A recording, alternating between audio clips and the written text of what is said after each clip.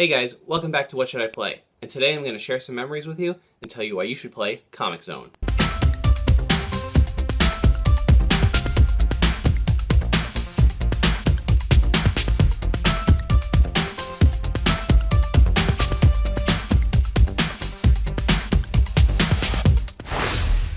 Comix Zone was a side-scrolling action game developed and published by Sega in August of 1995.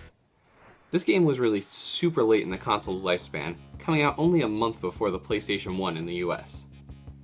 In the game, you play as a guy named Sketch Turner, a comic artist who, during a thunderstorm, gets sent inside his comic and becomes the victim of his villain's plot to escape to the real world.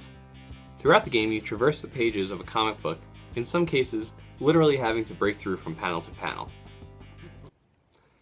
As a comic fan, this game really appealed to me. It was one thing to play a video game featuring a comic book character, but to actually play a comic book was mind-blowing for my preteen self. The world was full of hidden secrets and diverging paths that lends this game a replay value most action platformers don't have. Sketch's pet rat, Roadkill, introduced an interesting dynamic involving these hidden spots.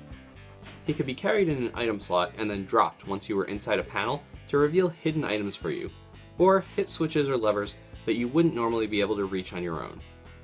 You had to be careful though, because if he encountered an enemy, Roadkill could be taken out and lost for the rest of the level, hindering your ability to get through some obstacles without taking damage.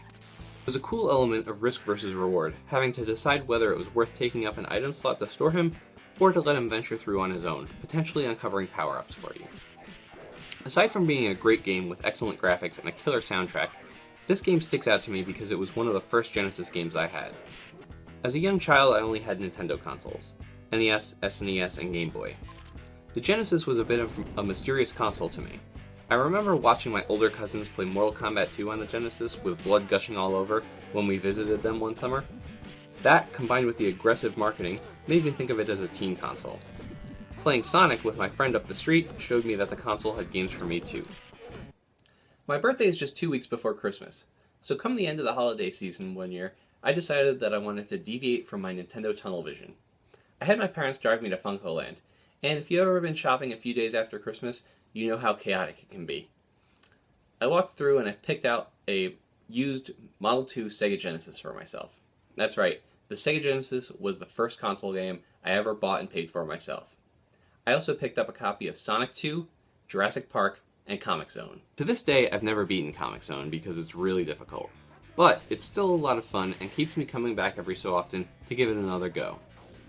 Sketch was a cool, albeit very early 90s inspired character, and it's a shame we never got to see any more of him. It wouldn't really work well in a 3D environment, but I'm sure a DLC sequel a la Mark of the Ninja would do quite well with the nostalgiaholics out there.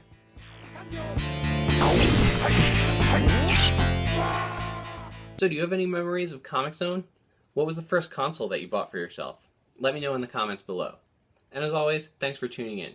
If you like this video, be sure to subscribe, follow me on Facebook, like me on Twitter, and come back next time when I help you figure out what you should play. Click here to check out last week's video.